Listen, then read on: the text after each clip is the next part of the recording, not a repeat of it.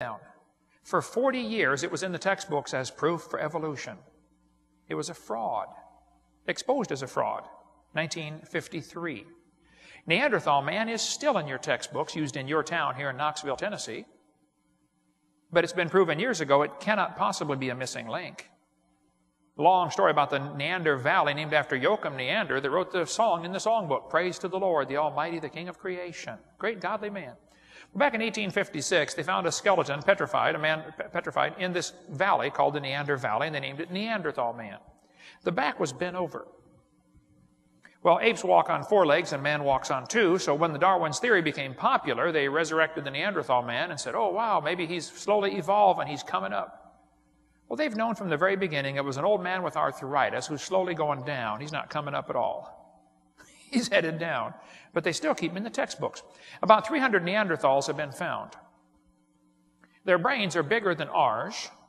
Their bone structure was incredibly strong. They said they had so many muscles that the average Neanderthal could probably pick up the average NFL linebacker and fling him over the goalpost. Phenomenal strength in the Neanderthals. They gave the same skull to 9 different artists and said, what did he look like in life? They got 9 different answers. They said, what would you like him to look like? We're artists, you know. We can make him, you want him ape-like or human-like? You tell us what you want. We'll do it. Jack Cuazzo, a friend of mine from New Jersey, has been a dentist for 32 years. He came and spoke at our conference a few weeks ago at the boot camp we had in Pensacola.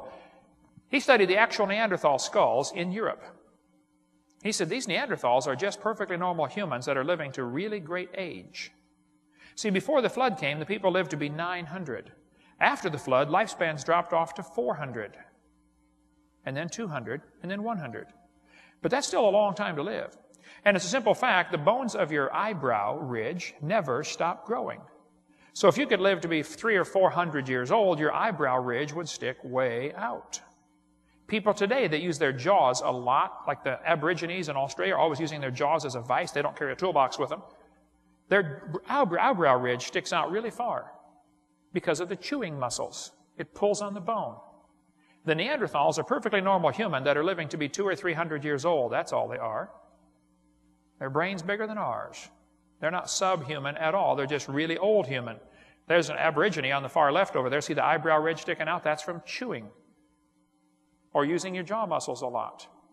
There are a lot of different shapes of head. You could line up the folks in Knoxville, Tennessee and prove evolution just by the shape of the skull and drive downtown. You'll see what I'm talking about, okay? There's Cro-Magnon man, still used in the textbooks, yet it's perfectly normal human. Why on earth is that considered a missing link? They've got one in there called Homo sapien is modern man. He's listed as Cro-Magnon. It's not modern, it's not a missing link at all. One they've got in there now is called Australopithecus afarensis. That was proven wrong in 1973. 30 years ago, proven wrong. Why are they keeping that in the textbooks as evidence for evolution? They've got Australopithecus africanus, or afarensis, better known as Lucy. How many have ever heard of Lucy before? Donald Johanson found Lucy in 1974, Ethiopia. He had gone there with a grant to look for missing links. Somebody gave him some money, said, here, go find a missing link. If you don't find one, no more money.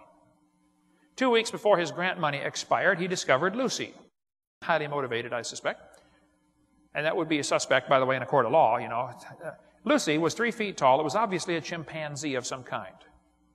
Now, the bones of the skull were crushed thoroughly. Could not tell anything about the skull. But when they put it together for your kid's textbook, they make it half human, half ape. They named it Lucy because they were listening to the song, Lucy in the Sky with Diamonds. Very popular back then, which, by the way, has the initials LSD, which they must have been on when they found this thing. But the knee joint that was labeled Lucy's knee in National Geographic was actually found 1.5 miles away and 200 feet deeper. But National Geographic labeled it Lucy's knee. It's not Lucy's knee. It's 1.5 miles away, for heaven's sake, okay? There's quite a controversy about that knee joint still. But the knee joint is the best evidence they have that Lucy was becoming a human. Because an ape has the lower and upper leg that are in a straight line with each other. A human leg goes up to your knee and angles off to the side because your hips are wider than your knees. Lucy's knee angled off to the side, the femur angled. And Donald said, see, that proves she's becoming a human. No. Any monkey that climbs trees has an angled femur. What he found was a tree-climbing monkey. It's not proof it's becoming a human. He said, well, the bones are slightly bigger than a regular ape. Well, that's true. That doesn't prove it's becoming a human. The bones of a Clydesdale are slightly bigger than a regular horse. That doesn't prove it's becoming a truck, for heaven's sake, okay? What he found was a heavy-duty chimpanzee, and probably the pre-flood chimpanzees, and everything was probably more heavy-duty. If they're living longer, much healthier, that's all he found. There are big horses and little horses today, by the way. St. Louis Zoo put human feet on their Lucy display. Not one foot bone or hand bone was found. Not one. Every other Australopithecine that's been found has curled toes. Professor Menton at Washington University said the statue is a complete misrepresentation. That's a big fancy word for lie. I prefer smaller words. It's a lie. The zoo director said, zoo officials have no plans to knuckle under. We cannot be updating every exhibit based on every new piece of evidence. We look at the overall exhibit and the impression it creates, and we think this impression it creates is correct. Bruce, are you telling me you would lie to kids coming through your zoo just to get an impression across to them that evolution is true? You mean your theory is more important than the facts? That's exactly correct. They will lie to the kids going through these science centers and zoos to make them believe this evolution theory. And there are lies in the textbooks, like 60 of them. We covered that on video number 4, lies in the textbooks. In Africa, they found perfectly normal human footprints in a layer of ash that had turned to stone. Perfectly normal human footprints. But the footprints were in ash, supposed to be 3 3/4 million years old. They studied the footprints and said, wow, these footprints are exactly the same as ours today. Russell Tuttle, University of Chicago, studied the footprints carefully. He went and found a place where people never wear shoes. They never wear shoes, ever. And he studied their footprints. He had them run through the mud, walk through the mud, jog through the mud, trot, skip. He said the footprints of these people that never wear shoes are exactly like the footprints found in Laetoli, Africa. Identical. And then he said, if the Laetoli footprints were not known to be so old, we would conclude they were made by a member of our own genus. In other words, if we didn't know better, we would think a human made these. Well, how do you know better? Oh, because the rock is too old. This is an example of where the evolution theory is a hindrance to common sense and to scientific research. It's one of the greatest hindrances to science. It's not part of science. It's counterproductive to science. Then National Geographic put human ape-like mixture features on these creatures walking through this ash. Now, keep in mind, not one bone was found. No bones are found. If you find perfectly normal human footprints, what would justify you putting dark-skinned, ape-like creatures walking there on your drawing? And if I was African-American, I'd get upset that they always use dark skin on the missing links. Like there's some kind of, darker skin is less evolved. That's what they're trying to imply here. And why did they add this toe separation? Notice the big toe is separated away from the rest of them on the picture. They did it on purpose because it's a real serious problem going from an ape-like foot to a human foot. Apes have a toe that sticks off to the side like a thumb. That's so they can grab a tree branch and hang by their back feet. You can't do that.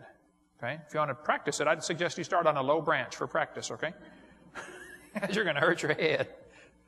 But here they have 4 million years of bipedalism, and they gave every one of these so-called missing links human feet. Because the foot is a serious problem for the evolutionist. Charles Oxnard studied Lucy and said the bones of Lucy represent an animal that is not in the line of humans. It's not a missing link. He did a computer multivariate analysis of the bones, okay? There could be these creatures, the little ape-like creatures that walk upright, still alive in Sumatra today. Lucy may represent an animal that is still alive. Peking man was used for years as evidence for evolution. Everything disappeared during World War II. But they found a cave with a bunch of crushed monkey skulls in there. The skull had been smashed, and they found a bunch of human tools. And so some brilliant scientist said, wow, these monkeys are learning to make tools. Oh, and they're practicing on their head. Yeah, that's a good one. Let's keep that one right over here. Well, duh. They didn't tell anybody. They found 10 normal humans in the same cave, skeletons of humans. See, in some cultures, they like to eat monkey brains. You ever seen Indiana Jones? Mm-hmm. They just found a cave where they were eating monkeys. That's where they had their feasts or something. It's not a missing link. Homo erectus is still in the textbooks. Homo erectus used to be called Java man. Then they changed it to Pithecanthropus erectus and now called Homo erectus. It was found by Dr. Dubois, a Dutch anatomist, who went to Indonesia purposely to try to find missing links. He hired